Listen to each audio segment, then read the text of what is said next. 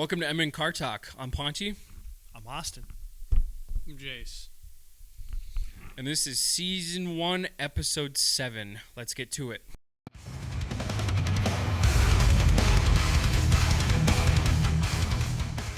Jhase, what kind of car do you got? I've got a 2006 Saab 9.3 2.0T. So, what's done to the Saab? There's not really a lot done to it. It's just got a cold air intake, and yes, it's an actual cold air intake. It has a heat shield. It's not a hot air intake. It's on a Stage 3 tune from Map Tune, big Saab tuner. If you're a Saab guy, you would know that. And then a custom side exit exhaust. So, what's the backstory on the Saab? What made you want to get a Saab? So when I first got the Saab, I actually didn't even know what they were at all. I was one of those typical JDM kids. I was really into Integras. I got it as a gift from my dad. Fortunately, I didn't have a super high budget for getting cars, but when I got it, I wasn't exactly excited about it. But then I got in the car, got to drive it around, and I was like, no, I think it'll be fun. I figured out it was turboed,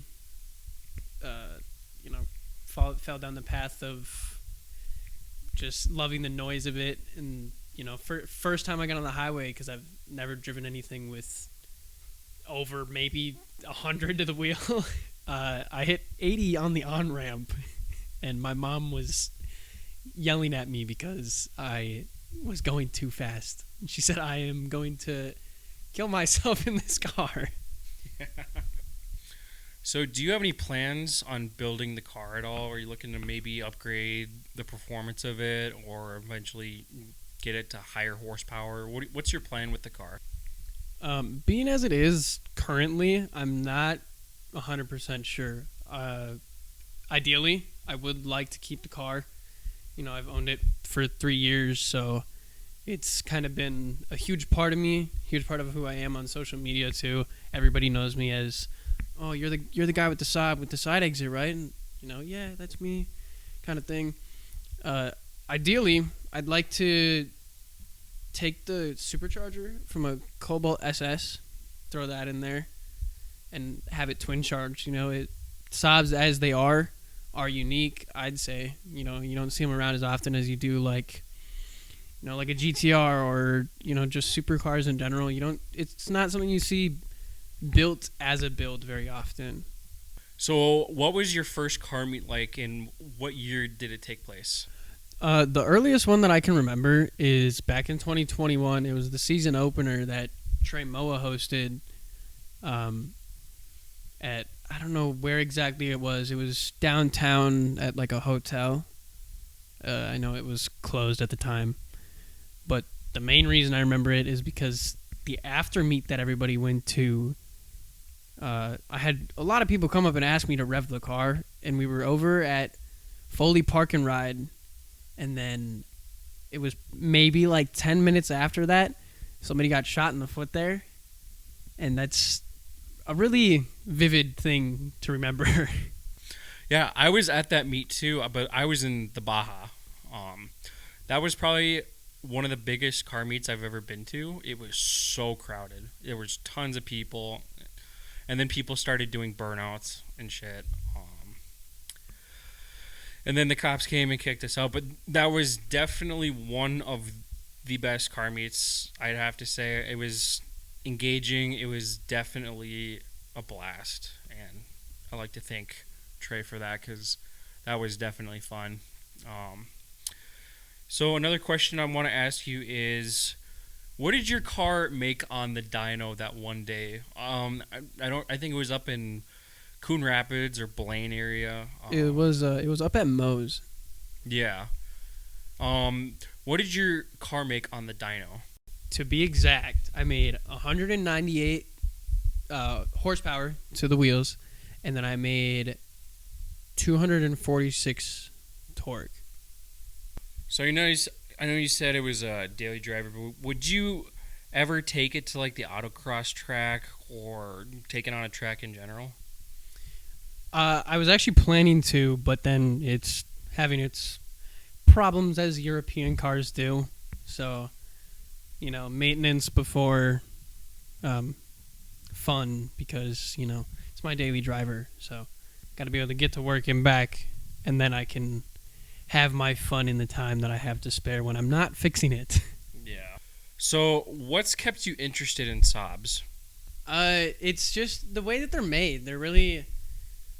They're designed after jets, which is a really interesting thing about the company, honestly. I didn't even know this until recently, actually, that they design anti-tank javelins and missiles. They also design sonars. I couldn't tell you the exact models of them, but they started out as a airplane company, and then I think it was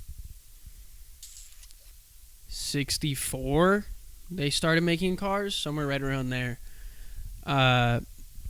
They switched over. They didn't switch. They made it a separate company, so it was just Saab, whereas their airplane division is Saab Scania, which is still around. It's still a thing, but they lost their rights to Saab as a car company in 2012 because they had sold out to GM in 2003.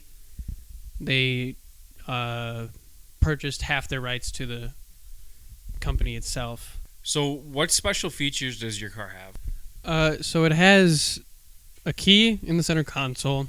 It's got a flush handbrake. Being that it's from Sweden, in the glove box, it has its own air conditioner. Like, there's a switch on the side that you can keep it hot or cold. Swedish people, chocolate. That's what it comes from. The